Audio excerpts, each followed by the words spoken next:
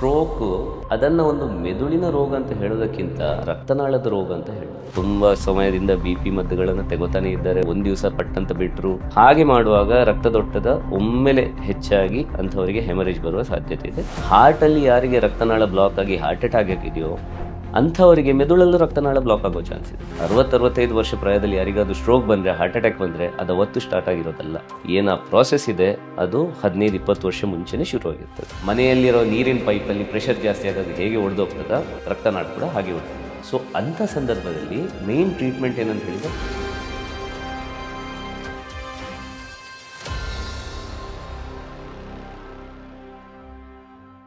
ಇತ್ತೀಚಿನ ದಿನಗಳಲ್ಲಿ ಸಾಮಾನ್ಯವಾಗಿ ಕಂಡುಬರುವ ಸ್ಟ್ರೋಕ್ ಅಥವಾ ಪಾರ್ಶ್ವವಾಯು ಇದರ ಬಗ್ಗೆ ಹೆಚ್ಚಿನ ಮಾಹಿತಿಯನ್ನು ತಿಳಿಸಿಕೊಡ್ರಿ. ನಮ್ಮ ಜೊತೆ ಇದ್ದಾರೆ AG ಹಾಸ್ಪಿಟಲ್ ಆ್ಯಂಡ್ ರಿಸರ್ಚ್ ಸೆಂಟರ್ನ interventional neurologist doctor Saurabh Roy sir.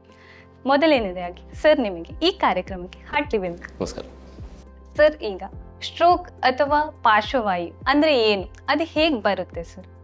ನೋಡಿ, ಪಾರ್ಶ್ವವಾಯು ಅಥವಾ ಸ್ಟ್ರೋಕ್ ಅದನ್ನು ಪಕ್ಷವಾತ ಅಂತಲೂ ಹೇಳ್ತಾರೆ. ಅದರಲ್ಲಿ ಏನಾಗುತ್ತೆ ಅಂತ ಹೇಳಿದರೆ ಮೆದುಳಿನ ಒಂದು ಭಾಗದಲ್ಲಿ ರಕ್ತ ಸಂಚಾರ ಕಡಿಮೆ ಆಗ್ತದೆ ಅಥವಾ ಕಂಪ್ಲೀಟಾಗಿ ಬ್ಲಾಕ್ ಆಗ್ತದೆ. ಅದರಿಂದಾಗಿ ಮೆದುಳಿನ ಆ ಭಾಗವು ಸರಿಯಾಗಿ ಕೆಲಸ ಮಾಡೋದಿಲ್ಲ.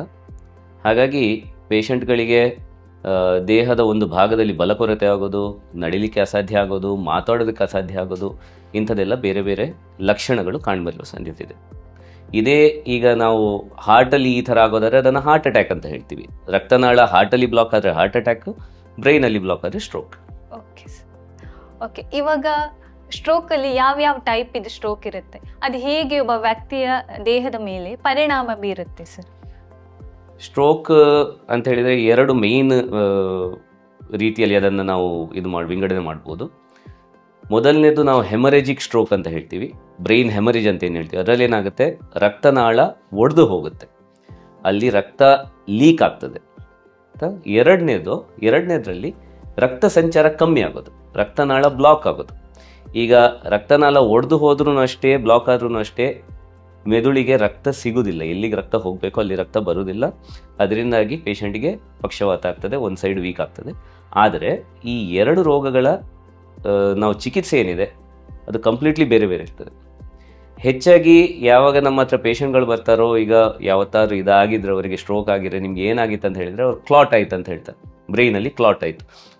ಕ್ಲಾಟ್ ಅಂದರೆ ಏನು, ನಿಮ್ಮ ರಕ್ತನಾಳ ಒಡೆದು ಹೋಗಿ ರಕ್ತ ಹೊರಗೆ ಬಂದು ಕ್ಲಾಟ್ ಆಯಿತಾ ಅಥವಾ ರಕ್ತನಾಳದ ಒಳಗೆ ಕ್ಲಾಟ್ ಆಯಿತಾ, ಅದರ ಮೇಲೆ ನಮ್ಮ ಟ್ರೀಟ್ಮೆಂಟ್ ಕಂಪ್ಲೀಟ್ಲಿ ಡಿಫ್ರೆಂಟ್ ಆಗ್ತದೆ. ಅದು MRI ನೋಡುವಾಗ ಬೇರೆ ಬೇರೆ ಕಾಣ್ತದೆ. ಈಗ ಈ ಹೆಮರೇಜಿಕ್ ಸ್ಟ್ರೋಕ್ ಅನ್ನೋದು ಏನಿದೆ ಅದು ಹೆಚ್ಚಾಗಿ BP ಜಾಸ್ತಿ ಇದ್ದವರಿಗೆ ಬರೋದು. ತುಂಬ ಸಮಯದಿಂದ BP ಮದ್ದುಗಳನ್ನು ತೆಗೋತಾನೆ ಇದ್ದಾರೆ, ಒಂದು ದಿವಸ ಪಟ್ಟಂತ ಬಿಟ್ಟರು, ಅವರೇ ಡಿಸೈಡ್ ಮಾಡಿದ್ರು ಇನ್ನು ಮದ್ದಿನ ಅಗತ್ಯ ಇಲ್ಲ ಅಂಥೇಳಿ. ಹಾಗೆ ಮಾಡುವಾಗ ರಕ್ತದೊತ್ತಡ ಒಮ್ಮೆಲೆ ಹೆಚ್ಚಾಗಿ ಅಂಥವರಿಗೆ ಹೆಮರೇಜ್ ಬರುವ ಸಾಧ್ಯತೆ ಇದೆ. ಅದು ಸಾಮಾನ್ಯವಾಗಿ ಕಾಣಲಿಕ್ಕೆ ಸಿಗುವಂಥ ಹೆಮರೇಜ್ಗಳು.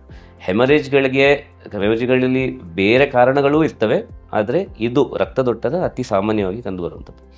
ಆ ಎರಡನೇ ನಾನು ಏನು ಹೇಳಿದ್ದೇನೆ, ಬ್ಲಾಕ್ ಆಗಿ ಏನು ಬರ್ತದೆ, ಅದರಲ್ಲೂ ಇಷ್ಟೇ.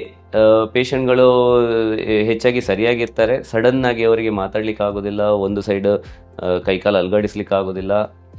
ಅಂಥ ಸಂದರ್ಭದಲ್ಲಿ ನಮ್ಮ ಹತ್ರ ಬಂದಾಗ ನಾವು ಏನು ಸ್ಕ್ಯಾನ್ ಮಾಡ್ತೀವೋ ಅದರಲ್ಲಿ ನಮ್ಗೆ ಗೊತ್ತಾಗುತ್ತೆ ಇದು ಹೆಮರೇಜಾ, ಇದು ಬ್ಲಾಕೇಜಾ, ಅದಕ್ಕೆ ಸರಿಯಾಗಿ ನಾವು ಚಿಕಿತ್ಸೆ ಮಾಡೋದು. ಈಗ ಒಬ್ಬ ವ್ಯಕ್ತಿಗೆ ಸ್ಟ್ರೋಕ್ ಆಗಿದೆ ಅಂತ ಗೊತ್ತಾಗುವ ಲಕ್ಷಣಗಳು ಯಾವುದು, ಸಿಂಪ್ಟಮ್ಸ್ ಮೊದಲು ಗೊತ್ತಾಗುತ್ತೆ?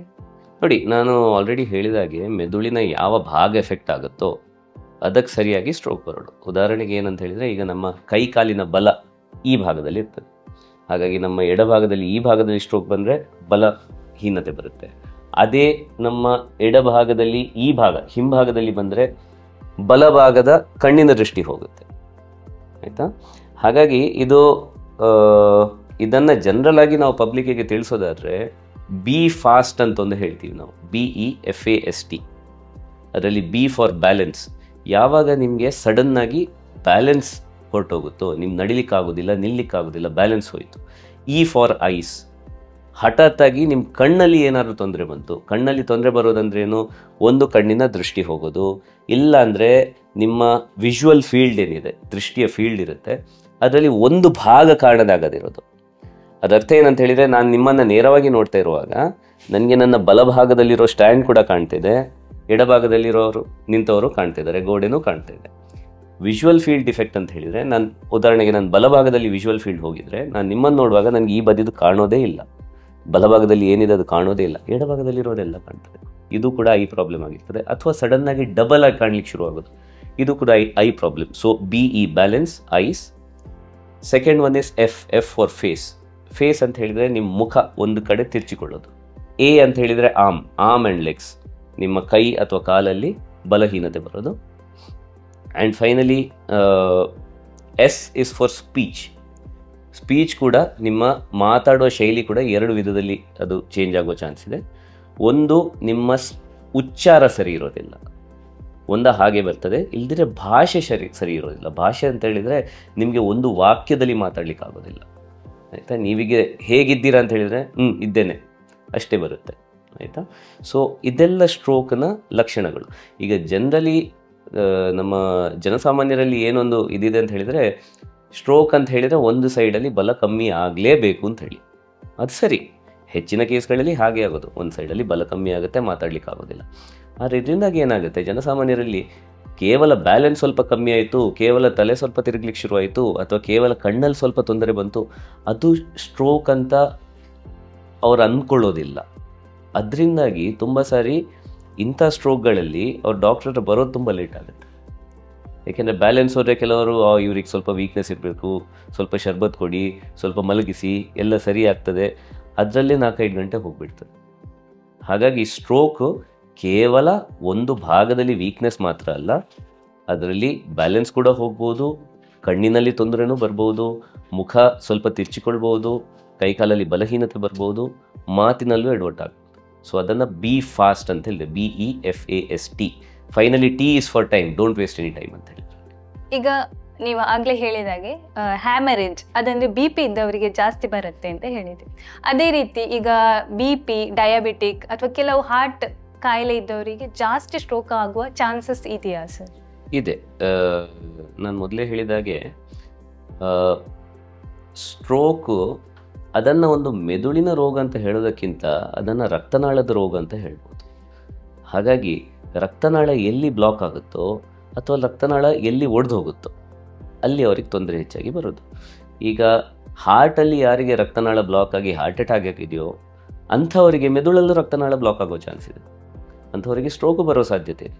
ಹಾಗಾಗಿ ಈ 2 ರೋಗಗಳ ಹಿಂದೆ ಇರುವ ಕಾರಣಗಳು ಒಂದೇ. ಆ ರಕ್ತನಾಳ ಎಲ್ಲಿ ಬ್ಲಾಕ್ ಆಗುತ್ತೆ ಅದಕ್ಕೆ ಸರಿಯಾಗಿ ಅವರಿಗೆ ಒಂದು ಹಾರ್ಟ್ ಅಟ್ಯಾಕ್ ಬರೋದು, ಇಲ್ಲಾಂದರೆ ಸ್ಟ್ರೋಕ್ ಬರೋದು. ಹಾಗಾಗಿ ಹಾರ್ಟ್ ಅಟ್ಯಾಕಿಂದಾಗಿ ಸ್ಟ್ರೋಕ್ ಬರೋದಲ್ಲ ಅಥವಾ ಸ್ಟ್ರೋಕಿಂದಾಗಿ ಹಾರ್ಟ್ ಅಟ್ಯಾಕ್ ಬರೋದಲ್ಲ, ಈ ರಕ್ತನಾಳವೇ ರಕ್ತನಾಳದಲ್ಲಿ ಡಿಫೆಕ್ಟ್ ಇರುತ್ತೆ. ಈಗ ರಕ್ತನಾಳದಲ್ಲಿ ಡಿಫೆಕ್ಟ್ ಯಾಕೆ ಬರಬೇಕಂತ ಹೇಳಿದರೆ, ನಮ್ಮ ರಕ್ತನಾಳ ಕೇವಲ ಒಂದು ಪೈಪ್ ಹಾಗೆ ಅಲ್ಲ, ಅದರಲ್ಲಿ ಅನೇಕ ಪದರಗಳಿವೆ, ಪ್ರತಿಯೊಂದು ಪದರಕ್ಕೂ ಅದರದೇ ಆದ ಕೆಲಸ ಇದೆ. ಈ ಪದರಗಳು ನಿಮ್ಮ ರಕ್ತದಲ್ಲಿ ಸಕ್ಕರೆ ಅಂಶ ಜಾಸ್ತಿ ಇದ್ದರೆ, ಅಂದರೆ ಮಧುಮೇಹ ಜಾಸ್ತಿ ಇದ್ದರೆ, ಅಥವಾ ಒತ್ತಡ ಜಾಸ್ತಿ ಇದ್ದರೆ, ಬ್ಲಡ್ ಪ್ರೆಷರ್ ಜಾಸ್ತಿ ಇದ್ದರೆ ಏನಾಗುತ್ತೆ, ಈ ರಕ್ತವು ಯಾವಾಗ ನೋಡಿದರೂ ನಿಮ್ಮ ರಕ್ತನಾಳವನ್ನು ದೂಡ್ತಾನೆ ಇರ್ತದೆ ಹೊರಗೆ. ಸೊ ಅದರ ಮೇಲೆ ಸ್ಟ್ರೆಸ್ ತುಂಬ ಜಾಸ್ತಿ ಬೀಳ್ತದೆ. ಅಥವಾ ನಿಮ್ಮ ರಕ್ತದಲ್ಲಿ ಕೊಲೆಸ್ಟ್ರಾಲ್ ಅಂಶ, ಚರ್ಬಿ ಅಂಶ ಜಾಸ್ತಿ ಇದ್ದರೆ, ಇವೆಲ್ಲವೂ ನಿಮ್ಮ ರಕ್ತನಾಳಗಳನ್ನು ಸರಿಯಾಗಿ ಕೆಲಸ ಮಾಡಲಿಕ್ಕೆ ಬಿಡೋದಿಲ್ಲ. ಅದರರ್ಥ ಒಂದೇ ದಿವಸದಲ್ಲಿ ಎಲ್ಲ ಹಾಳಾಗುತ್ತಂತಲ್ಲ. ನೀವು ಹೆಚ್ಚಾಗಿ ನಾವು ಹೇಳ್ತೀವಿ 40-45 ವರ್ಷ ಪ್ರಾಯದಲ್ಲಿ ನಿಮ್ಮ ಲೈಫ್ ಸ್ಟೈಲ್ ಹೇಗಿದೆಯೋ, ನಿಮ್ಮ ಜೀವನ ಶೈಲಿ ಹೇಗಿದೆಯೋ, ಅದು 60-65 ವರ್ಷ ಪ್ರಾಯದಲ್ಲಿ ನಿಮ್ಗೆ ಯಾವುದೆಲ್ಲ ರೋಗ ಬರುತ್ತೆ ಅಂತ ಅದು ಡಿಸೈಡ್ ಮಾಡ್ತದೆ. ಹಾಗಾಗಿ 60-65 ವರ್ಷ ಪ್ರಾಯದಲ್ಲಿ ಯಾರಿಗಾದ್ರೂ ಸ್ಟ್ರೋಕ್ ಬಂದರೆ, ಹಾರ್ಟ್ ಅಟ್ಯಾಕ್ ಬಂದರೆ ಅದು ಅವತ್ತು ಸ್ಟಾರ್ಟ್ ಆಗಿರೋದಲ್ಲ. ಅದರ ಏನು ಪ್ರಾಸೆಸ್ ಇದೆ ಅದು 15-20 ವರ್ಷ ಮುಂಚೆನೇ ಶುರುವಾಗಿರ್ತದೆ. ಹಾಗಾಗಿ ಕಾಮನ್ಲಿ ನಾವು ನಮ್ಗೆ ಏನು ನೋಡ್ಲಿಕ್ಕೆ ಸಿಗ್ತದೆ ಅಂತ ಹೇಳಿದರೆ, ಯಾರಿಗೆ ಹೃದಯದಲ್ಲಿ ತೊಂದರೆ ಇದೆಯೋ, ಯಾರಿಗೆ ಶುಗರ್ ಇದೆಯೋ, ಯಾರಿಗೆ BP ಅಥವಾ ಕೊಲೆಸ್ಟ್ರಾಲ್ ಜಾಸ್ತಿ ಇದೆಯೋ, ಪ್ಲಸ್ ಈಗ BP, ಕೊಲೆಸ್ಟ್ರಾಲ್ ಅಥವಾ ಶುಗರ್ ಇದೆಲ್ಲ ಜಾಸ್ತಿ ಆಗೋದಕ್ಕೆ ಕಾರಣ ಯಾವುದು, ನಿಮ್ಮ ದೇಹಕ್ಕೆ ಬೇಕಾದಷ್ಟು ಆ್ಯಕ್ಟಿವಿಟಿ ಸಿಗದಿದ್ದರೆ, ನೀವು ಹೆಚ್ಚಾಗಿ ಕೂತ್ಕೊಂಡಲ್ಲೇ ಕೆಲಸ ಮಾಡ್ತೀರಾ, ಜಾಸ್ತಿ ನಡೆಯಲಿಕ್ಕಿಲ್ಲ, ಜಾಸ್ತಿ ಕೆಲಸ ಮಾಡಲಿಕ್ಕಿಲ್ಲ, ಅಂಥವರಿಗೆ ಹೆಚ್ಚಾಗಿ ಇದು ಹಿಡ್ತದೆ. ಈಗ ಮಾಡರ್ನ್ ಲೈಫ್ ಸ್ಟೈಲ್ ಅಂದ್ರೆ ಈಗ ಒಬ್ಬ ವ್ಯಕ್ತಿ ಧೂಮಪಾನ ಜಾಸ್ತಿ ಮಾಡ್ತಾ ಇದ್ರೆ ಅಥವಾ ಮದ್ಯಪಾನ ಜಾಸ್ತಿ ಮಾಡ್ತಾ ಇದ್ರೆ ಅಥವಾ ಸೈಕಲಾಜಿಕಲ್ ಆಗಿ ಅವ್ರಿಗೆ ಏನಾದ್ರು ಪ್ರೆಷರ್ ಇದ್ರೆ ಆವಾಗ ಸ್ಟ್ರೋಕ್ ಜಾಸ್ತಿ ಆಗುತ್ತಾ ಇವಾಗಿನ ಲೈಫ್? ಹೌದು ಹಾಗೇ ಆಗುತ್ತೆ. ಈಗ ಧೂಮಪಾನ ಅಂತೂ ನಮಗೆಲ್ಲ ಗೊತ್ತೇ ಇದೆ. ಧೂಮಪಾನದಲ್ಲಿ ಕೇವಲ ನಿಮ್ಮ ಶ್ವಾಸಕೋಶಗಳು ಮಾತ್ರ ಅಲ್ಲ, ಈಗ ಶ್ವಾಸಕೋಶಗಳಿಗೆ ಕ್ಯಾನ್ಸರ್ ಮಾತ್ರ ಬರುವುದಲ್ಲ, ಶ್ವಾಸಕೋಶಗಳಿಗೆ ಏನು COPD ಅಂತ ಹೇಳ್ತಾರೆ ನಾವು, ಶ್ವಾಸ ತೆಗೆಯೋದು ಕಷ್ಟ ಆಗೋದು, ಈ ರೋಗಗಳು ಮಾತ್ರ ಅಲ್ಲ, ಧೂಮಪಾನದಲ್ಲಿ ರಕ್ತನಾಳಗಳ ರೋಗಗಳು ಬರ್ತವೆ. ಧೂಮಪಾನದ ಮಾಡುವವರಿಗೆ ಹಾರ್ಟ್ ಅಟ್ಯಾಕ್ ಬರೋದು ತುಂಬ ಸಾಮಾನ್ಯ. ಇದು ನಮಗೆ ಮುಂಚೆ ಗೊತ್ತಿರುವಂಥ ವಿಷಯ. ಮಾತ್ರ ಅದೇ ಕಾರಣಗಳಿಂದಾಗಿ ಅವರಿಗೆ ಸ್ಟ್ರೋಕ್ ಕೂಡ ಬರ್ತದೆ. ಮತ್ತು ಇಲ್ಲಿ ಕೇವಲ ಧೂಮಪಾನ ಒಂದೇ ವಿಷಯ ಅಲ್ಲ ನೋಡಿ, ಎಲ್ಲ ನಾನು ಏನು ಈ ರಿಸ್ಕ್ ಫ್ಯಾಕ್ಟರ್ಸನ್ನು ಹೇಳಿದ್ದೀನಿ ಅದರಲ್ಲಿ ಧೂಮಪಾನ ಆಯಿತು, ಸ್ವಲ್ಪ ಮದ್ಯಪಾನ ಆಯಿತು, lack of activity, lack of physical activity ಅಂತ ಹೇಳಿದರೆ ಕೂತಲ್ಲೇ ಕೂತ್ಕೊಳ್ಳೋದು. ಈಗ ಇವತ್ತಿನ ನಮ್ಮ ಜೀವನ ಶೈಲಿಯಲ್ಲಿ ಹೇಗಿದೆ ಅಂತ ಹೇಳಿದರೆ, ಹೆಚ್ಚಿನವರು ಆಫೀಸಲ್ಲಿ ಕೂತ್ಕೊಂಡು ಕೆಲಸ ಮಾಡೋರು. ಸೊ ಅವರು ಬೆಳಿಗ್ಗೆ 9 ಗಂಟೆಗೆ ಹೋದ್ರು ಅಂತ ಹೇಳಿದರೆ ಮತ್ತು ಲಂಚ್ ಬ್ರೇಕ್ವರೆಗೂ ಅಲ್ಲೇ ಕೂತ್ಕೊಂಡೇ ಕೆಲಸ ಮಾಡ್ತಾಯಿರ್ತಾರೆ. ಸ್ವಲ್ಪ ಲಂಚ್ ಬ್ರೇಕಲ್ಲಿ ಏನಾಯಿತು, ಹೋಗಿ ಊಟ ಮಾಡಿದ್ರೆ ಅದು ಕುಟ್ಕೊಂಡೇ ಊಟ ಮಾಡೋದು. ಅದಾದಮೇಲೆ ಎಲ್ಲಿಗೂ ಹೊರಗೆ ಹೋಗ್ಲಿಕ್ಕಿಲ್ಲ. ಸಂಜೆ ಆಗ್ತಾ ಸುಸ್ತಾಗಿ ಹೋಗುತ್ತೆ. ಮನೆಗೆ ಬರೋದು, ಸ್ವಲ್ಪ ಟಿ ವಿ ನೋಡೋದು, ಮಲ್ಕೊಳ್ಳೋದು. ಮುಂಚಾರೆ ಟಿ ವಿ ಅಂತ ಇತ್ತು, ಈಗ ಮೊಬೈಲ್ ಇದೆ. ಸೊ ಮೊಬೈಲ್ ನಿಮ್ಗೊಂದು ಸಿಕ್ಬಿಟ್ರೆ ನೀವು ಆಚೀಚೆ ನಡೆದಾಡಲಿಕ್ಕಿಲ್ಲ, ಕೂತ್ಕೊಂಡೇ ಎಲ್ಲ ನೋಡೋದನ್ನು ನೋಡ್ತಾ ಇರ್ತೀರ. ಹೆಚ್ಚಿನವರಿಗೆ ಇದಾಗ್ತದೆ. ಅದರರ್ಥ ಎಲ್ಲರೂ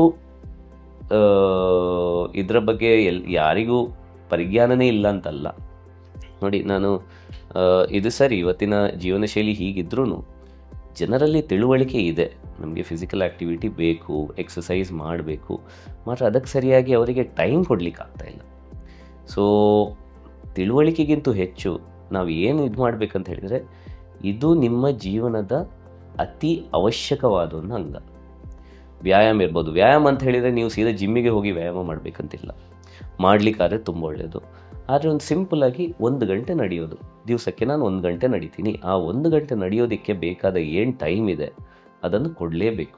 ಏನಾದ್ರು ಈಗ ಹೆಚ್ಚಾಗಿ ಏನಾಗುತ್ತೆ, ನಮ್ಮ ಹತ್ರ ಪೇಷಂಟ್ಗಳು ಬರ್ತಾರೆ, ಹೌದು ಸರ್ ನಾವು ನಡಿತೀವಿ. ಹೇಗೆ ನಡೀತೀರ? ನಾನು ಇಡೀ ದಿವಸ ನಡೀತಾ ಇರ್ತೀನಿ, ಮನೇಲಿ ನಡೀತಾ ಇರ್ತೀನಿ, ಅಲ್ಲಿ ನಡೀತಾ ಇರ್ತೀನಿ.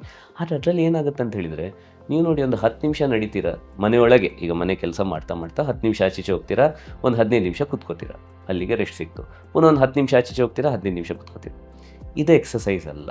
ಇದರಲ್ಲಿ ಎಷ್ಟು ಎನರ್ಜಿ ಬರ್ನ್ ಆಗಬೇಕೋ ಅಷ್ಟು ಎನರ್ಜಿ ಬರ್ನ್ ಆಗೋದಿಲ್ಲ. ಸೊ ನೀವು ಜೆನ್ವಿನ್ಲಿ ನಿಮಗೆ ನಿಮ್ಮ ಹೆಲ್ತಿಗೋಸ್ಕರ ನೀವು ನಡಿಬೇಕು, ವ್ಯಾಯಾಮ ಮಾಡಬೇಕು ಅಂತ ಹೇಳಿದರೆ at least 45 minutes to 1 hour of light walk ಕೊಡಿ, ಅಥವಾ half an hour brisk walk ಕೊಡಿ. ಇದು ಬೇರ್ ಮಿನಿಮಮ್. ಈಗ ನೀವು ಅರ್ಧ ಗಂಟೆ ಅಂತ ಹೇಳಿದರೆ ಅರ್ಧ ಗಂಟೆಯಲ್ಲಿ ಮುಗಿಸ್ಬೇಕಂತಿಲ್ಲ, ನೀವು ಜಾಸ್ತಿ ಮಾಡಲಿಕ್ಕಾದ್ರೆ ಜಾಸ್ತಿ ಮಾಡ್ಬೋದು, ಆಯಿತಾ. But it has to start at a very early age ಅಂತ ಹೇಳಿದರೆ relatively early. For example in your 40s ನೀವು ಈ ಲೈಫ್ ಸ್ಟೈಲನ್ನು ಚೇಂಜ್ ಮಾಡಲಿಕ್ಕೆ ಶುರು ಮಾಡಿದರೆ ಅದರ ಬೆನಿಫಿಟ್ಸ್ ನಿಮಗೆ ನಂತರ ಗೊತ್ತಾಗುತ್ತೆ, ಇಮಿಡಿಯೇಟ್ಲಿ ಗೊತ್ತಾಗೋದಿಲ್ಲ. ಹಾಗಾಗಿ ಒಬ್ಬ ಹಾರ್ಟ್ ಅಟ್ಯಾಕ್ ಆದವನು ತಕ್ಷಣ ಬಂದು ನಮ್ಗೆ ಹೇಳೋದು ಇಲ್ಲ ನಾಳೆಯಿಂದ ನಾನು ವ್ಯಾಯಾಮ ಮಾಡ್ತೀನಿ, ಸ್ಟ್ರೋಕ್ ಆದವರು ತಕ್ಷಣ ಬಂದು ಹೇಳೋದು ನಾಳೆಯಿಂದ ವ್ಯಾಯಾಮ ಮಾಡ್ತೀನಿ. ಹೌದು, ವ್ಯಾಯಾಮ ಮಾಡೋದು ಒಳ್ಳೆಯದು, ಆದರೆ ಒಂದು 10 ವರ್ಷ ಮುಂಚೆ ಮಾಡ್ತಿದ್ರೆ ಚೆನ್ನಾಗಿರ್ತಿತ್ತು ಅಂತ. ಈಗ ನೀವು ಹೇಳಿದ್ರಿ, ಈಗ 40 ಏಜಲ್ಲಿ ನಮ್ಮ ಲೈಫ್ ಸ್ಟೈಲ್ ಚೇಂಜ್ ಮಾಡಿದ್ರೆ 60-65 ಏಜಲ್ಲಿ ನಮಗೆ ಅದರದ್ದು ಗೊತ್ತಾಗುತ್ತೆ, ಏನು ಒಳ್ಳೆ ಪಾಸಿಬಿಲಿಟೀಸ್ ಅಂದರೆ ಸ್ಟ್ರೋಕ್ ಏನಾದರೂ ಇದ್ದರೆ ಅದು ಇದಾಗುತ್ತೆ. ಬಟ್ ಯಾವ ಏಜಲ್ಲಿ ಸ್ಟ್ರೋಕ್ ಆಗುತ್ತೆ ಅಂದರೆ, ಈ ಇತ್ತೀಚಿನ ದಿನಗಳಲ್ಲಿ ಸಣ್ಣ ಏಜಲ್ಲಿ ಸ್ಟ್ರೋಕ್ ಆಗುತ್ತೆ, ಅದು ಯಾಕೆ ಸರ್? ಈ ಸ್ಟ್ರೋಕ್ ಆಗಲಿಕ್ಕೆ ಬೇರೆ ಬೇರೆ ಕಾರಣಗಳಿರ್ತವೆ. ಆದರೆ ಹೆಚ್ಚಿನವರಲ್ಲಿ ಸ್ಟ್ರೋಕ್ ಕಾಣಲಿಕ್ಕೆ ಸಿಗೋದು ನಾನು ಹೇಳಿದಾಗೆ life style mediated disease, life style dependent diseases ಅಂತೇಳಿ. ಅದರಲ್ಲಿ ಕೊಲೆಸ್ಟ್ರಾಲ್ ಬಂತು, ಡಯಾಬಿಟೀಸ್ ಬಂತು, ನಿಮ್ಮ ಲ್ಯಾಕ್ ಆಫ್ ಆ್ಯಕ್ಟಿವಿಟಿ ಬಂತು, ಆ್ಯಂಡ್ ಹೈಪರ್ ಟೆನ್ಷನ್ ಬಂತು. ಸೊ ಇದಲ್ಲದೆ ಬೇರೆ ಕೆಲವು ಸಣ್ಣ ಸಣ್ಣ ಕಾರಣಗಳಿವೆ ಸ್ಟ್ರೋಕ್ ಆಗುವಂಥದ್ದು. ಅದು ನಿಮ್ಮ ಲೈಫ್ ಸ್ಟೈಲ್ ಮೇಲೆ ಡಿಪೆಂಡೆಂಟ್ ಆಗಿರೋದಿಲ್ಲ. ಕೆಲವು ಕೇಸ್ಗಳಲ್ಲಿ ಏನಂತ ಹೇಳಿದರೆ, ಕೆಲವು ಜೆನೆಟಿಕ್ ಕಾಸಸ್ ಇರ್ತದೆ. ಅಂಥವರಲ್ಲಿ ಹುಟ್ಟಿನಲ್ಲೇ ಅವರಿಗೆ ರಕ್ತದಲ್ಲಿ ಒಂದು ತೊಂದರೆ ಇರುತ್ತೆ, ಅಥವಾ ಕೊಲೆಸ್ಟ್ರಾಲ್ ಒಂದು ತೊಂದರೆ ಇರುತ್ತೆ. ಅಂಥವರಿಗೆ ಸಣ್ಣ ವಯಸ್ಸಲ್ಲೂ ಸ್ಟ್ರೋಕ್ ಬರುವ ಚಾನ್ಸ್ ಇದೆ.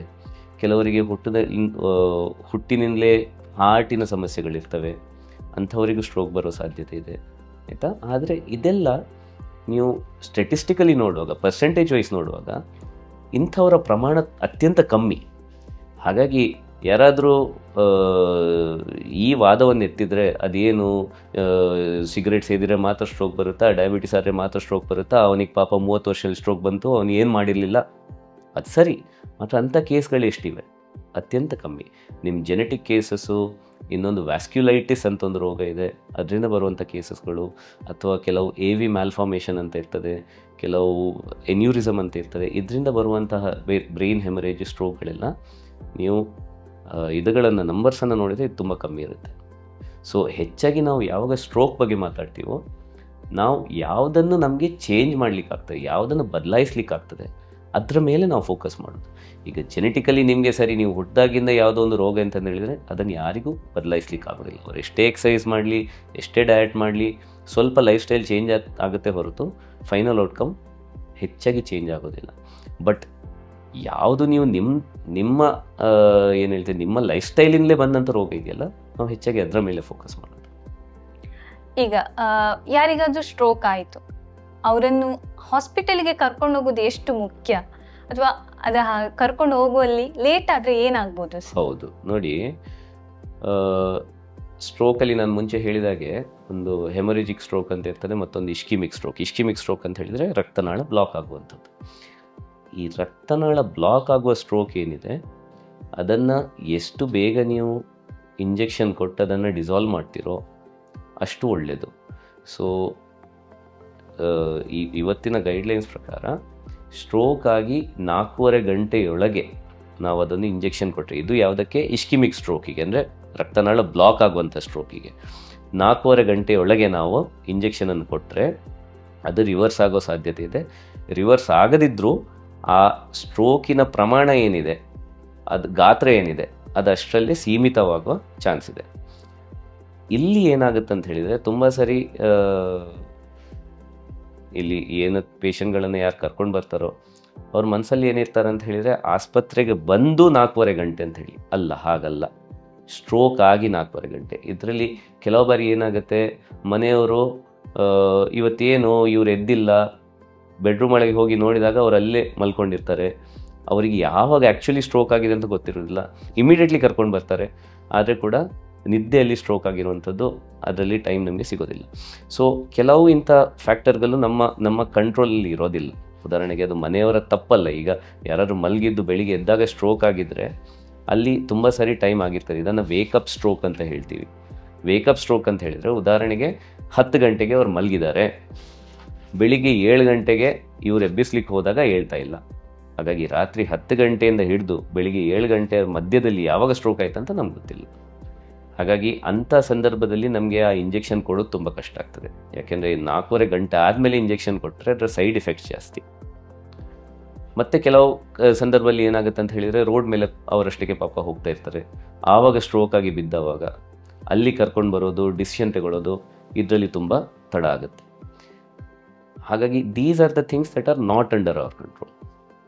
ಆದರೆ ಇನ್ನೊಂದು ಸನ್ನಿವೇಶ ನೋಡಿ, ಮನೆಯಲ್ಲಿ ಎಲ್ಲರೂ ಒಟ್ಟಿಗೆ ಇದ್ದಾರೆ, ಪಾಪ ಇವರಿಗೆ ಊಟ ಮಾಡ್ತಾ ಮಾಡ್ತಾ ಮಾತು ತೊದಲಿಕ್ಕೆ ಶುರುವಾಯಿತು, ಮುಖ ಒಂದು ಸೈಡ್ ಹೋಗ್ಲಿಕ್ಕೆ ಶುರುವಾಯಿತು.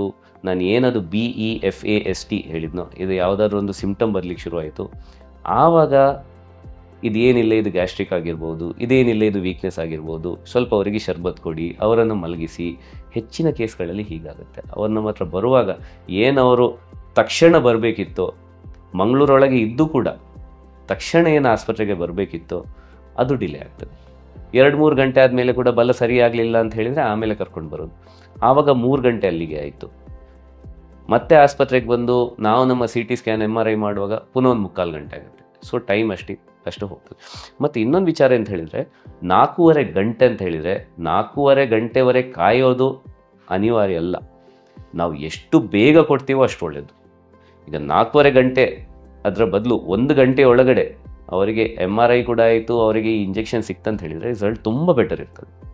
ಅದೇ 2 ಗಂಟೆಗೆ ಸಿಕ್ತಂದರೆ ರಿಸಲ್ಟ್ ಸ್ವಲ್ಪ ಡೌನ್ ಆಗ್ತದೆ. 4.5 ಗಂಟೆ ಆಗ್ತಾ ಅದು ಆವಾಗ ನಾವು ಇಂಜೆಕ್ಷನ್ ಕೊಡೋದು ಈ ಸ್ಟ್ರೋಕನ್ನು ಬೆಳೆಯದ ಹಾಗೆ ನೋಡ್ಕೊಳ್ಳಿ ಅಷ್ಟೇ. ಹಾಗಾಗಿ ಹೆಚ್ಚಾಗಿ ನಾನು ಹೇಳೋದು, ಯಾವಾಗ ಡೌಟ್ ಬರುತ್ತೋ, ಈ balance, I problem, speech, arm weakness ಮತ್ತು ಇದು ಫೇಸ್, ಅದರಲ್ಲಿ ಯಾವಾಗ ತೊಂದರೆ ಬರುತ್ತೋ ಆಚೀಚೆ ನೋಡಬೇಡಿ. ತಕ್ಷಣ ಯಾವ ಆಸ್ಪತ್ರೆಯಲ್ಲಿ ಸ್ಕ್ಯಾನ್ ಮಾಡುವಂಥ ಫೆಸಿಲಿಟಿ ಇದೆಯೋ, ಯಾವ ಆಸ್ಪತ್ರೆಗಳು ಸ್ಟ್ರೋಕ್ ರೆಡಿ ಆಸ್ಪತ್ರೆ ಅಂತ ಹೇಳ್ತೀವಿ, ಅಲ್ಲಿ ಸ್ಟ್ರೋಕಿಗೆ ಕೊಡಬೇಕಾದಂಥ ಎಲ್ಲ ಸವಲತ್ತಿದೆಯೋ ಅಲ್ಲಿಗೆ ನೀವು ಆದಷ್ಟು ಬೇಗ ಕರ್ಕೊಂಡು ಬರಬೇಕು. ಈಗ ಸ್ಟ್ರೋಕಿಗೆ ಯಾವ ಥರದ ಚಿಕಿತ್ಸೆ ಲಭ್ಯವಿದೆ, ಮತ್ತೆ ಅದು ಅದರ ಸ್ಟ್ರೋಕ್ನ ಮೇಲೆ ಯಾವ ತರ ಕೆಲಸ ಮಾಡುತ್ತೆ, ಹೇಗೆ ವರ್ಕ್ ಆಗುತ್ತೆ? ಇದನ್ನು ನಾನು ಪುನಃ ಹಾಗೆ ಅದನ್ನು ಡಿವೈಡ್ ಮಾಡ್ತೀನಿ. ಒಂದು ಹೆಮರೇಜಿಕ್ ಸ್ಟ್ರೋಕ್, ಒಂದು ಇಸ್ಕಿಮಿಕ್ ಸ್ಟ್ರೋಕ್ ಅಂತ ಹೇಳಿ. ಹೆಮರೇಜಿಕ್ ಸ್ಟ್ರೋಕ್ ಬ್ರೈನಲ್ಲಿ ರಕ್ತಸ್ರಾವ ಆಗಿದೆ, ರಕ್ತನಾಳ ಒಡೆದು ಹೋಗಿದೆ. ಇಂಥ ಪೇಷಂಟ್ಗಳು ನಮ್ಮ ಹತ್ರ ಬಂದಾಗ ನಾನು ಹೇಳಿದಾಗೆ ಅದಕ್ಕೆ ಮೇನ್ ಕಾರಣ BP, ರಕ್ತದೊತ್ತಡ. ಸೊ BP ಜಾಸ್ತಿ ಆದಾಗ ನಿಮ್ಮ ರಕ್ತನಾಳಗಳಿಗೆ ಆ ಪ್ರೆಷರನ್ನು ಹಿಡ್ಕೊಳ್ಳಿಕ್ಕಾಗೋದಿಲ್ಲ, ಅದು ಒಡೆದೋಗ್ತದೆ. ಈಗ ನಮ್ಮ ಮನೆಯಲ್ಲಿರೋ ನೀರಿನ ಪೈಪಲ್ಲಿ ಪ್ರೆಷರ್ ಜಾಸ್ತಿ ಆಗೋದು ಹೇಗೆ ಒಡೆದೋಗ್ತದ, ರಕ್ತನಾಳ ಕೂಡ ಹಾಗೆ ಒಡೆದೋಗ್ತದೆ. ಸೊ ಅಂಥ ಸಂದರ್ಭದಲ್ಲಿ ಮೇನ್ ಟ್ರೀಟ್ಮೆಂಟ್ ಏನಂತ ಹೇಳಿದರೆ, ಫಸ್ಟಿಗೆ ನಾವು BP ಕಮ್ಮಿ ಮಾಡಬೇಕು. BPಯನ್ನು ಕಮ್ಮಿ ಮಾಡಿದಾಗ ನಿಮ್ಮ ರಕ್ತ ಲೀಕ್ ಆಗೋ ಪ್ರಮಾಣ ಕಡಿಮೆ ಆಗ್ತದೆ. ಮತ್ತು ಎರಡನೇದು, ಅಂಥವರಲ್ಲಿ ಮೆದುಳಲ್ಲಿ ಊತ ಬರೋ ಸಾಧ್ಯತೆಯೂ ಇದೆ. ಹಾಗಾಗಿ ಊತವನ್ನು ಕಮ್ಮಿ ಮಾಡುವಂಥ ಮದ್ದುಗಳನ್ನು ಕೊಡಬೇಕಾಗ್ತದೆ. ಈಗ ಇಲ್ಲಿ ಕೂಡ ಈಗ ಅದು ಹೆಮರೇಜ್ ಆದ್ರೂ ಎಷ್ಟು ಬೇಗ ನಾವು BP ಕಮ್ಮಿ ಮಾಡ್ತೀವೋ ಅಷ್ಟೇ ಒಳ್ಳೆಯದು. ಹಾಗಾಗಿ ಇಂಥ ಸಂದರ್ಭದಲ್ಲೂ ಬೇಗ ಕರ್ಕೊಂಡು ಬಂದರೆ ಒಳ್ಳೆಯದೇ. ಈಗ ಅದನ್ನು ಇನ್ನೊಂದೇನು ಇಸ್ಕಿಮಿಕ್ ಸ್ಟ್ರೋಕ್ ಇದೆ, ಬ್ಲಾಕ್ ತೆಗೆದ ತಕ್ಷಣ ಪೇಷಂಟ್ ನಾರ್ಮಲ್ ಆಗ್ತಾರೆ, ಅಷ್ಟು ಡ್ರಮ್ಯಾಟಿಕ್ ಎಫೆಕ್ಟ್ ಇಲ್ಲಿ ಸಿಗೋದಿಲ್ಲ. ಆದರೂ ಕೂಡ ಇಲ್ಲಿ ಲೇಟಾಗಿ ಬಂದರೆ ಪೇಷಂಟಿಗೆ ಗೊತ್ತು, ಎಷ್ಟು ಬೇಗ ಬರ್ತಾರೋ ಅಷ್ಟು ಬೆನಿಫಿಟ್. ಇದು ಹೆಮರೇಜಿಕ್ ಸ್ಟ್ರೋಕ್ ಬಗ್ಗೆ ಆಯ್ತು. ಅಲ್ಲಿ ನಾವು ಪ್ರೆಷರನ್ನು ಕಮ್ಮಿ ಮಾಡಲಿಕ್ಕೆ ನೋಡೋದು. ನೆಕ್ಸ್ಟ್ ಇಸ್ಕಿಮಿಕ್ ಸ್ಟ್ರೋಕ್ ಅಂತ ಹೇಳ್ತೀವಿ. ಇಸ್ಕಿಮಿಕ್ ಸ್ಟ್ರೋಕ್ ಅಂತ ಹೇಳಿದರೆ ರಕ್ತನಾಳದೊಳಗೆ ರಕ್ತ ಹೆಪ್ಪುಗಟ್ಟಿದೆ, ಅದನ್ನು ತೆಗಿಬೇಕು. ಅದನ್ನು ಹೇಗೆ ತೆಗೆಯೋದು? ಈಗ ಒಂದು ವೇಳೆ ಸಣ್ಣ ರಕ್ತನಾಳಗಳಲ್ಲಿ ಬ್ಲಾಕ್ ಆಗಿದ್ದರೆ ನಾವು ಅದಕ್ಕೆ ಇಂಜೆಕ್ಷನ್ ಕೊಡ್ತೀವಿ, ಒಂದು ಥ್ರಾಂಬೋಲಿಸಿಸ್ ಅಂತ ಹೇಳ್ತಾರೆ. ಅದು 4.5 ಗಂಟೆ ಒಳಗೆ ಕೊಡಬೇಕು. ಎಷ್ಟು ಬೇಗ ಕೊಡ್ತೀವೋ ಅಷ್ಟು ಒಳ್ಳೆಯದು. ಆ ಇಂಜೆಕ್ಷನ್ ಏನು ಮಾಡ್ತದೆ ಅಂತ ಹೇಳಿದರೆ, ಹೋಗಿ ಆ ರಕ್ತದ ಕ್ಲಾಟ್ ಏನಿದೆ, ರಕ್ತ ಹೆಪ್ಪುಗಟ್ಟಿದೇನಿದೆ, ಅದನ್ನು ಕರಗಿಸ್ತದೆ ಒಳಗೊಳಗೆ. ಈಗ ಒಂದು ರೂಲ್ ಏನಂತ ಹೇಳಿದರೆ, ನಮ್ಮ ದೇಹದಲ್ಲಿ ಎಲ್ಲಿವರೆಗೆ ರಕ್ತನಾಳದೊಳಗಿದೆಯೋ ಅದು ಹೆಪ್ಪುಗಟ್ಟಬಾರ್ದು. ರಕ್ತ ಹೆಪ್ಪುಗಟ್ಟಬೇಕು ಯಾವಾಗ? ನಿಮ್ಗೊಂದು ಗಾಯ ಆಯಿತು, ರಕ್ತಸ್ರಾವ ಆಗ್ತಿದೆ, ಅಲ್ಲಿ ರಕ್ತ ಹೊರಗೆ ಬರ್ತಿದೆ, ಒಮ್ಮೆ ರಕ್ತನಾಳದಿಂದ ರಕ್ತ ಹೊರಗೆ ಬಂದರೆ ಮಾತ್ರ ಅದು ಹೆಪ್ಪುಗಟ್ಟಬೇಕು. ಇದು ಒಂದು ನ್ಯಾಚುರಲ್ ಆಗಿ ಆಗುವಂಥದ್ದು.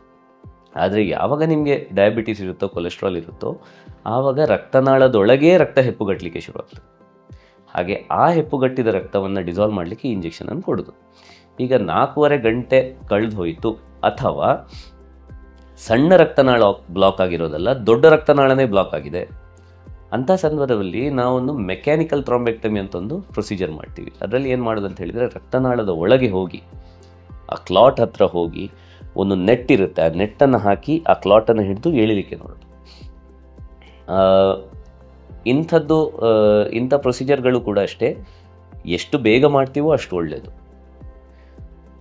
ಮತ್ತು ಈ 2 ಟ್ರೀಟ್ಮೆಂಟ್ ಅಲ್ಲದೆ ಕೆಲವು ಬಾರಿ ಏನಾಗುತ್ತೆ ಅಂತ ಹೇಳಿದರೆ, ರಕ್ತನಾಳ ಕಂಪ್ಲೀಟಾಗಿ ಬ್ಲಾಕ್ ಆಗಿರೋದಿಲ್ಲ, ರಕ್ತನಾಳ ಸಪುರಾಗಿರ್ತದೆ. ಸಪುರಾದಾಗ ಏನಾಗ್ತದೆ ಅಂತ ಹೇಳಿದರೆ, ನಾರ್ಮಲಿ ಅಂಥವ್ರು ಸರಿಯಾಗೇ ಇರ್ತಾರೆ, ಆದರೆ ಮಧ್ಯದಲ್ಲಿ ಸ್ಟ್ರೋಕ್ ಥರ ಬಂದು ಮತ್ತೆ ನಾರ್ಮಲ್ ಆಗ್ತಾರೆ, ಸ್ಟ್ರೋಕ್ ಥರ ಸಿಂಪ್ಟಮ್ ಬರುತ್ತೆ ಮತ್ತೆ ನಾರ್ಮಲ್ ಆಗ್ತಾರೆ. ಹೆಚ್ಚಾಗಿ ರಕ್ತನಾಳ ಇಲ್ಲಿ ಸಪುರಾಗಿರ್ತದೆ. ಅಂಥ ಸಂದರ್ಭದಲ್ಲಿ ನಾವು ಅಲ್ಲಿಗೆ ಸ್ಟೆಂಟ್ ಹಾಕಿ ಅದನ್ನು ಓಪನ್ ಮಾಡಿರ್ತೀವಿ, ಮತ್ತೊಮ್ಮೆ ಹಾಗೆ ಸ್ಟ್ರೋಕ್ ಆಗದ ಹಾಗೆ. ಈಗ ಇಲ್ಲಿ ನಾವು ನೆನ್ಪಿಟ್ಕೋಬೇಕು ಅಂತ ಹೇಳಿದರೆ, ಎಲ್ಲ ಸ್ಟ್ರೋಕು ಪರ್ಮನೆಂಟ್ ಸ್ಟ್ರೋಕ್ ಅಲ್ಲ. ಕೆಲವು ಟೆಂಪರರಿ ಸ್ಟ್ರೋಕ್ಗಳಿರ್ತವೆ, TIA ಅಂತ ಹೇಳ್ತೀವಿ. ಅದರಲ್ಲಿ ಏನಾಗುತ್ತೆ, ಪಕ್ಷವಾತದ ಲಕ್ಷಣಗಳೇ ಬರ್ತವೆ, ಮಾತ್ರ ಅಂಥ ಪೇಷಂಟ್ಗಳು ಒಂದು 2-3 ಗಂಟೆ ಒಳಗೆ ಸರಿಯಾಗ್ತದೆ, ಅದರಷ್ಟಕ್ಕೆ ಸರಿಯಾಗ್ತದೆ. ಅದರ ಅರ್ಥ ಅದು ಸಣ್ಣ ರೋಗ ಅಂತ ಅಲ್ಲ. ನಿಮ್ಮ ದೇಹ ನಿಮಗೆ ವಾರ್ನಿಂಗ್ ಕೊಡ್ತಾ ಇದೆ, ನೋಡಿ ಏನೋ ಸರಿ ಇಲ್ಲ ಅಂತ ಹೇಳಿ. ಈಗ ಹೆಚ್ಚಿನವ್ರು ಏನು ಅನ್ಕೋತಾರೆ, ಅದರಷ್ಟಕ್ಕೆ ಸರಿ ಆಯ್ತಲ್ಲ, ಇನ್ನೇನು ಮಾಡೋ ಅವಶ್ಯಕತೆ ಇಲ್ಲ ಅಂತ. ಇಲ್ಲ, ಅದರಷ್ಟಕ್ಕೆ ಸರಿ ಆಯ್ತು ಅಂತ ಹೇಳಿದರೆ ನಾಳೆ ನಾಡಿದ್ದು ಇನ್ನೊಮ್ಮೆ ಬರೋ ಚಾನ್ಸ್ ಇದೆ, ನಂತರ ಇನ್ನೊಮ್ಮೆ ಹಾಗೆ ಒಂದು 2-3 ಸರ್ತಿ ಬಂದು ಕೊನೆಗೊಂದು ದೊಡ್ಡ ಸ್ಟ್ರೋಕ್ ಬರುತ್ತೆ. ಹಾಗಾಗಿ ಒಂದು ವೇಳೆ ಅವರಷ್ಟಕ್ಕೆ ನಾರ್ಮಲ್ ಆದ್ರೂ ಅದನ್ನು TIA ಅಂತ ಹೇಳ್ತಾರೆ, ಅದನ್ನು ಕೂಲಂಕುಷವಾಗಿ ನಾವು ನೋಡಬೇಕಾಗ್ತದೆ. ಈಗ ಒಬ್ಬ ವ್ಯಕ್ತಿ ಸ್ಟ್ರೋಕ್ನಿಂದ ಕಂಪ್ಲೀಟ್ ಆಗಿ ಕ್ಯೂರ್ ಆಗ್ಬೋದು, ಅಂದ್ರೆ ಮೊದಲಿನ ತರನೇ ಆಗ್ಬೋದು? ಹೌದು, ಅದು ಡೆಫಿನೆಟ್ಲಿ ಸಾಧ್ಯ ಇದೆ. ಅದು ಡಿಪೆಂಡ್ ಆಗ್ತದೆ ಸ್ಟ್ರೋಕ್ ಎಷ್ಟು ದೊಡ್ಡದಿದೆ ಅಂತ ಹೇಳಿ. ಈಗ ಸಣ್ಣ ಸ್ಟ್ರೋಕ್ ಇದ್ದರೆ ನಾವು ಕೇವಲ ಮೆಡಿಸಿನ್ ಕೊಟ್ಟೆ ಅವರು ಹೆಚ್ಚಾಗಿ 1-2 ತಿಂಗಳೊಳಗೆ ರಿಕವರ್ ಆಗ್ತಾರೆ, ಅವರಷ್ಟಕ್ಕೆ ನಡ್ಕೊಂಡು ಬರ್ತಾರೆ. ದೊಡ್ಡ ಸ್ಟ್ರೋಕ್ಗಳಲ್ಲಿ ನಾವು ಆದಷ್ಟು ಬೇಗ ಟ್ರೀಟ್ಮೆಂಟ್ ಕೊಟ್ಟರೆ ಅದು ಸಣ್ಣ ಸ್ಟ್ರೋಕ್ ಅಷ್ಟೇ ಪ್ರಭಾವಿಕಾರಿಯಾಗ್ತದೆ, ಅದು ಸಣ್ಣ ಸ್ಟ್ರೋಕ್ ಅಷ್ಟೇ ಚೆನ್ನಾಗಿ ರಿಕವರ್ ಆಗೋ ಚಾನ್ಸ್ ಇದೆ. ಮತ್ತು ಅತಿ ದೊಡ್ಡ ಸ್ಟ್ರೋಕ್ಗಳಲ್ಲಿ ಕೆಲವರಿಗೆ ಏನಾಗ ಅವ್ರು ಬರೋದು ಲೇಟ್ ಆಯಿತು, ಇಲ್ಲಾಂದರೆ ಬರುವಾಗಲೇ ಸ್ಟ್ರೋಕ್ ತುಂಬ ದೊಡ್ಡದಿದೆ, ಅಂಥ ಕೇಸಲ್ಲಿ ಕೆಲವು ಬಾರಿ 7-8 ತಿಂಗಳವರೆಗೆ ಆಗ್ತದೆ. ಅದು ರಿಕವರ್ ಆದ್ರೂ ಎಷ್ಟು ರಿಕವರಿ ಆಗುತ್ತೆ ಅಂತ ನಮ್ಗೆ ಹೇಳಲಿಕ್ಕಾಗೋದಿಲ್ಲ. ಕೆಲವು ಕೇಸಸ್ಗಳು ಒಂದು 10-20% ರಿಕವರ್ ಆದರೆ ಬೇರೆ ಪೇಷಂಟ್ಗಳು ಒಂದು 80% ಅಷ್ಟಾದರೂ ರಿಕವರ್ ಆಗ್ತಾರೆ. ಈಗ ನಮ್ಮ ಪ್ರಯತ್ನ ಏನಿರ್ತದೆ ಅಂತ ಹೇಳಿದರೆ, ಕನಿಷ್ಠ ಪಕ್ಷ ಅವರ ಕೆಲಸ ಅವರು ಮಾಡುವಷ್ಟು ರಿಕವರಿ ಬರಬೇಕು. ಅಂದರೆ ಅವರೇ ಊಟ ಮಾಡುವಷ್ಟು, ಅವರೇ ಸ್ನಾನ ಮಾಡುವಷ್ಟು, ಅವರೇ ಯಾರ ಹೆಲ್ಪ್ ಇಲ್ಲದೆ ನಡೆಯುವಷ್ಟು ಇಂಪ್ರೂವ್ಮೆಂಟ್ ಬರಬೇಕು ಅಂತೇಳಿ. ನಂತರ ಏನು ಬರುತ್ತೋ ಅದೆಲ್ಲ ಬೋನಸ್. ಈಗ ಕಂಪ್ಲೀಟ್ ಇಂಪ್ರೂವ್ ಆಗಿ ಈಗ 1-2 ತಿಂಗಳುಗಳಲ್ಲೇ ಇಂಪ್ರೂವ್ ಆಗಿ OPDಗೆ ನಡ್ಕೊಂಡು ಬರುವಂಥ ಸ್ಟ್ರೋಕ್ ಪೇಷಂಟ್ಗಳು ಇದ್ದಾರೆ. ಅದೇ 2 ವರ್ಷ ಆದ್ರೂ ವೀಲ್ಚೇರಲ್ಲೂ ಬರೋ ಪೇಷಂಟ್ಗಳು ಇದ್ದಾರೆ. ಅದು ಸ್ಟ್ರೋಕ್ ಶುರುವಾದಾಗ ಎಷ್ಟು ದೊಡ್ಡದಿತ್ತೋ ಅದರ ಮೇಲೆ ಡಿಪೆಂಡ್ ಆಗುತ್ತೆ. ಪ್ಲಸ್ ಸ್ಟ್ರೋಕ್ ಆದಮೇಲೆ ಅವರೆಷ್ಟು ಚೆನ್ನಾಗಿ ಫಿಸಿಯೋಥೆರಪಿ ಮಾಡಿದ್ದಾರೆ ಅದರ ಮೇಲೂ ಡಿಪೆಂಡ್ ಆಗುತ್ತೆ. ಯಾಕೆಂದರೆ ಸ್ಟ್ರೋಕಲ್ಲಿ ಒಂದು ಮೇಯ್ನ್ ರೂಲ್ ಅಂತ ಹೇಳಿದರೆ, ಯಾವ ನಿಮ್ಮ ಭಾಗದಲ್ಲಿ ವೀಕ್ನೆಸ್ ಇದೆಯೋ ಆ ಭಾಗಕ್ಕೆ ನೀವು ಜಾಸ್ತಿ ಕೆಲಸ ಕೊಡಬೇಕು, ಕಮ್ಮಿ ಕೆಲಸ ಕೊಡೋದಲ್ಲ. ಈಗ ಒಂದು ವೇಳೆ ನಿಮ್ಮ ಬಲಭಾಗ ವೀಕ್ ಇದ್ದರೆ ಅದನ್ನು ರೆಸ್ಟ್ ಕೊಡೋದಲ್ಲ, ಅದಕ್ಕೆ ಕೆಲಸ ಕೊಡಬೇಕು, ಅದಕ್ಕೆ ಫಿಸಿಯೋಥೆರಪಿ ಮಾಡಿಸ್ಬೇಕು. ಯಾವ ಕೆಲಸ ನಿಮ್ಗೆ ಮಾಡ್ಲಿಕ್ಕೆ ಕಷ್ಟ ಆಗ್ತದೆ, ಉದಾಹರಣೆಗೆ ಒಂದು ಬಟನ್ ಹಾಕ್ಲಿಕ್ಕೆ ನಿಮ್ಗೆ ಕಷ್ಟ ಆಗ್ತಿದೆಯಾ, ಅದನ್ನು ಪದೇ ಪದೇ ಪ್ರಾಕ್ಟೀಸ್ ಮಾಡಬೇಕು. ಕಾಯಿನ್ ಹೆಕ್ಲಿಕ್ಕೆ ನಿಮ್ಗೆ ಕಷ್ಟ ಆಗ್ತಿದೆಯೋ ಅದನ್ನು ಪದೇ ಪದೇ ಪ್ರಾಕ್ಟೀಸ್ ಮಾಡಬೇಕು. ಎಷ್ಟು ಪ್ರಾಕ್ಟೀಸ್ ಮಾಡ್ತಾರೋ ಅಷ್ಟೇ ಇಂಪ್ರೂವ್ಮೆಂಟ್ ಬರುತ್ತೆ. ಹಾಗಾಗಿ ಕೆಲವರಿಗೆ ಒಂದು ಇದಿರುತ್ತೆ ನೋಡಿ, ನೀವು ಮದ್ದು ಕೊಡಿ ಸರಿ ಆಗ್ತದೆ ಇಲ್ಲೋ ನೋಡು ಅಂಥೇಳಿ. ಕೇವಲ ಮದ್ದಲ್ಲಿ ಸರಿಯಾಗೋದಿಲ್ಲ. ಒಂದು ವಿಷಯ ನಾನಿಲ್ಲಿ ಕ್ಲಿಯರ್ ಮಾಡಬೇಕೇನಂತ ಹೇಳಿದರೆ, ನಾವು ಏನು ಸ್ಟ್ರೋಕ್ ಪೇಷಂಟ್ಗಳಿಗೆ ಮದ್ದು ಕೊಡ್ತೀವೋ ಅದಿನ್ನೊಮ್ಮೆ ಸ್ಟ್ರೋಕ್ ಆಗದ ಹಾಗೆ, ಇಮಿಡಿಯೇಟ್ ಸ್ಟ್ರೋಕಿಗೆ ಏನು ನಾವು ಇಂಜೆಕ್ಷನ್ ಕೊಡ್ತೀವಿ, ಮೆಕ್ಯಾನಿಕಲ್ ಥ್ರಾಂಬೆಕ್ಟಮಿ ಅಂತ ಮಾಡ್ತೀವಿ, that is for the immediate recovery. ಆಯಿತಾ? ಈಗ ಆ ಟೈಮ್ ಆಯಿತು, ಲೇಟ್ ಆಯಿತು, ಮತ್ತೆ ನಾವು ಬ್ಲಡ್ ಥಿನ್ನರ್ ಅಂತ ಕೊಡ್ತೀವಿ, ರಕ್ತನಾಳದೊಳಗೆ ರಕ್ತ ಕ್ಲಾಟ್ ಆಗೋದಾಗೆ. ಅದು ಆ ಕ್ಲಾಟನ್ನು ಡಿಸಾಲ್ವ್ ಮಾಡ್ಲಿಕ್ಕೆ ಕೊಡೋದಲ್ಲ, ಅದು ಇನ್ನೊಮ್ಮೆ ಕ್ಲಾಟ್ ಆಗದೇ ಇರಲಿ ಅಂತ ಕೊಡೋದು ನಾವು. ಸೊ ಸ್ಟ್ರೋಕ್ ಆದವರಿಗೆ ಕೇವಲ ಮದ್ದಲ್ಲ, ಫಿಸಿಯೋಥೆರಪಿನೂ ಅಷ್ಟೇ ಮುಖ್ಯ. ಯಾರು ಫಿಸಿಯೋಥೆರಪಿ ಚೆನ್ನಾಗಿ ಮಾಡ್ತಾರೋ, ರೆಗ್ಯುಲರ್ಲಿ ಮಾಡ್ತಾರೋ, ಅಂಥವರ ರಿಕವರಿನೂ ತುಂಬ ಚೆನ್ನಾಗಿರ್ತದೆ. ಈಗ ಒಬ್ಬ ವ್ಯಕ್ತಿಗೆ ಸ್ಟ್ರೋಕ್ ಆಗಿದೆ, ಅವರಿಗೆ ಡೈಲಿ ಲೈಫಲ್ಲಿ ಯಾವ್ದು ಪ್ರಾಬ್ಲಮ್ಸ್ ಎಲ್ಲ ಫೇಸ್ ಮಾಡ್ಬೋದು ಅವರು ಅಂದರೆ? ಹಾಂ, ಅದು ನೋಡಿ, ಅವರು ಯಾವ ಥರದ ವ್ಯವಸಾಯದಲ್ಲಿ ಇದಾಗಿದ್ದಾರೋ ಅದರ ಮೇಲೆ ಡಿಪೆಂಡ್ ಆಗುತ್ತೆ. ಉದಾಹರಣೆಗೆ ಈಗ ಫಾರ್ ಎಕ್ಸಾಂಪಲ್ ಯಾರಿಗೋ ಸ್ಟ್ರೋಕ್ ಆಗಿ ಎಡಭಾಗದಲ್ಲಿ ವೀಕ್ನೆಸ್ ಬಂದಿದೆ, ಆದರೆ ಅವರು ಒಂದು ಮ್ಯಾನೇಜರಿಯಲ್ ಜಾಬಲ್ಲಿದ್ದಾರೆ, ಯಾರೆಲ್ಲ ಆಫೀಸ್ ಕ್ಲರ್ಕ್ ಆಗಿದ್ದಾರೆ, ಕೂತ್ಕೊಂಡು ಲೆಕ್ಕ ಇಡುವಂಥ ಕೆಲಸ, ಬಲಗೈ ಸರಿ ಇದೆ, ಸರಿಯಾಗಿ ಬರಿಬೋದು, ನಡಿಬೋದು, ಇದು ಮಾಡಲಿಕ್ಕಾಗೋದು. ಸೊ ಎಡಗೈಯಲ್ಲಿ ಸ್ವಲ್ಪ ಬಲ ಕಮ್ಮಿ ಇದ್ದರೂ ಕೂಡ ಅವರಿಗೆ ಅವರ ದಿನನಿತ್ಯದ ಕೆಲಸ ಮಾಡಲಿಕ್ಕಾಗ್ತದೆ. ಅದೇ ಈಗ ಅಂಥದೇ ಒಂದು ವ್ಯಕ್ತಿಗೆ ಎಡಭಾಗದ ಬದಲು ಬಲಭಾಗದಲ್ಲಿ ಸ್ಟ್ರೋಕ್ ಆಯ್ತು ಅಂತ ಹೇಳಿದರೆ ಅವರಿಗೆ ಅದೇ ಕೆಲಸಗಳನ್ನು ಮಾಡಲಿಕ್ಕಾಗೋದಿಲ್ಲ. ಅಂಥ ಸಂದರ್ಭದಲ್ಲಿ ಜಾಬನ್ನೇ ಬಿಡಬೇಕಾಗ್ತದೆ. ನಾನಿದು ಸಣ್ಣ ಸಣ್ಣ ಸ್ಟ್ರೋಕ್ಗಳ ಬಗ್ಗೆ ಹೇಳ್ತಾ ಇರೋದು, ದೊಡ್ಡ ಸ್ಟ್ರೋಕ್ ಬಗ್ಗೆ ಅಲ್ಲ. ಹಾಗಾಗಿ ನಮ್ಮ ಏಮ್ ಏನಿರುತ್ತೆ ಅಂತ ಹೇಳಿದರೆ, ಬಲಭಾಗದಲ್ಲಿ ಸ್ಟ್ರೋಕ್ ಬರಲಿ, ಎಡಭಾಗದಲ್ಲಿ ಸ್ಟ್ರೋಕ್ ಬರಲಿ, ನಾವಾದಷ್ಟು ಅವರು ಸ್ಟ್ರೋಕ್ ಬರೋದಕ್ಕಿಂತ ಮುಂಚೆ ಯಾವ ವ್ಯವಸಾಯದಲ್ಲಿ ತೊಡಗಿದ್ರು, ಯಾವ ಕೆಲಸ ಮಾಡ್ಕೊಂಡಿದ್ರು, ಆ ಕೆಲಸವನ್ನು ಮಾಡಲಿಕ್ಕೆ ನಾವು ಅವರಿಗೆ ಪ್ರಾಕ್ಟೀಸ್ ಕೊಡಬೇಕು. ಆ ಕೆಲಸವನ್ನು ಮಾಡಲಿಕ್ಕೆ ಅವರು ಫಿಸಿಯೋಥೆರಪಿ ಮತ್ತು ಇದನ್ನು ಮಾಡಬೇಕಾಗ್ತದೆ, ಪ್ರಾಕ್ಟೀಸ್ ಮಾಡ್ತಾ ಇರಬೇಕಾಗ್ತದೆ. ಅದು ಸಣ್ಣ ಸ್ಟ್ರೋಕ್ಗಳ ಬಗ್ಗೆ ಆಯಿತು.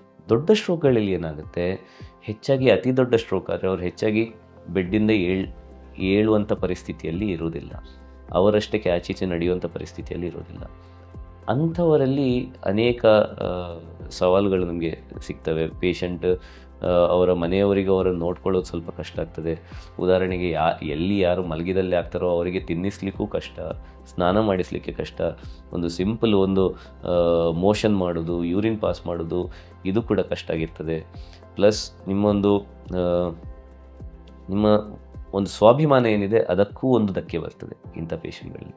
ನಾವು ಎಷ್ಟೋ ಸಾರಿ ನೋಡಿದ್ದೀವಿ, ಮನೆಯ ಮುಖಂಡರು ಅತಿ ಗತ್ತಿಂದ ಇದ್ದಂಥವರು, ಅವರ ಮಾತು ಎಲ್ಲರೂ ಕೇಳುವಂಥವರು, ಸ್ಟ್ರೋಕ್ ಬಂದಾದ ಮೇಲೆ ಅವರು ಹಠಾತ್ತಾಗಿ ಕುಗ್ಗಿ ಹೋಗ್ತಾರೆ. ಯಾಕೆಂದರೆ ಮುಂಚಿನ ಗತ್ತಿಲ್ಲ, ನಾನು ಹೇಳಿದಾಗೆ ಯಾರು ಕೇಳ್ತಾ ಇಲ್ಲ, ನನ್ನನ್ನು ಆಚೀಚೆ ನಡೆಸಲಿಕ್ಕೂ ಒಂದು ಬೇಕು, ಒಂದು ಜನ ಬೇಕು, ನಾನು ಮೂತ್ರ ಮಾಡಲಿಕ್ಕೂ ನನಗೆ ಹೆಲ್ಪ್ ಬೇಕು, ಅಂಥವರು ಮಾನಸಿಕವಾಗಿ ಹೊಂದಿ ಹೋಗ್ತಾರೆ.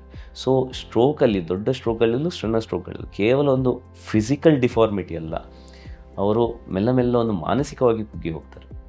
ಹಾಗಾಗಿ ಇದನ್ನು ಕಡಿಮೆ ಮಾಡಲಿಕ್ಕೆ ಫಸ್ಟಿಗೆ ನಾವು ಅವ್ರಿಗೆ ಏನು ಹೇಳಬೇಕಂತ ಹೇಳಿದರೆ, ನೋಡಿ ಇಂಥದ್ದೆಲ್ಲ ಚಾಲೆಂಜ್ಗಳು ನಿಮ್ಗೀಗ ಬರಲಿಕ್ಕಿದೆ, ಅದವನ್ನು ಹೆದರಿಸೋದಲ್ಲ, ಅವರು ಅದಕ್ಕೆ ತಯಾರಾಗಿರಬೇಕು, ಫಸ್ಟಿಗೆ ತಯಾರಾಗಿರಬೇಕು, ಅದಕ್ಕೆ ಬೇಕಾದದನ್ನು ಅವ್ರು ಮಾಡಬೇಕು. ಈಗ ಉದಾಹರಣೆಗೆ ನೀವು ಅವರನ್ನು ಅದಕ್ಕೆ ತಯಾರು ಮಾಡದಿದ್ದರೆ ಅವರಿಗೆ ಫಿಸಿಯೋಥೆರಪಿ ಮಾಡಬೇಕು, ಎಕ್ಸಸೈಸ್ ಮಾಡಬೇಕು, ಅದರ ಬಗ್ಗೆ ಜಾಸ್ತಿ ಗಮನ ಕೊಡೋದಿಲ್ಲ. ನೀವು ಕೊಟ್ಟ ಮದ್ದನ್ನು ಸರಿಯಾಗಿ ತಗೊಳ್ತಾರೆ.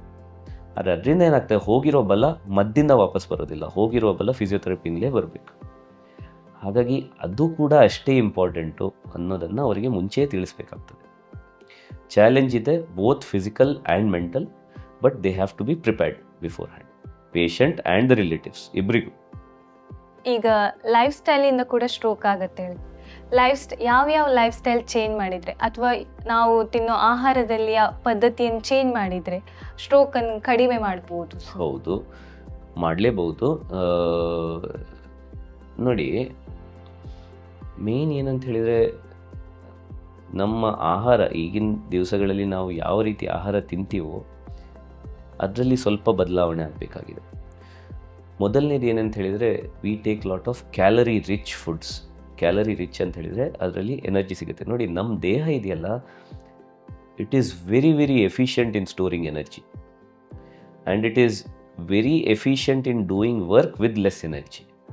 ಅತಿ ಕಮ್ಮಿ ಎನರ್ಜಿಯನ್ನು ಯೂಸ್ ಮಾಡಿ ಹೇಗೆ ಕೆಲಸ ಮಾಡಬೇಕು ಅನ್ನೋದರಲ್ಲಿ ನಮ್ಮ ದೇಹ ತುಂಬ ಚೆನ್ನಾಗಿ ಅದನ್ನು ಇದು ಮಾಡ್ತೀವಿ.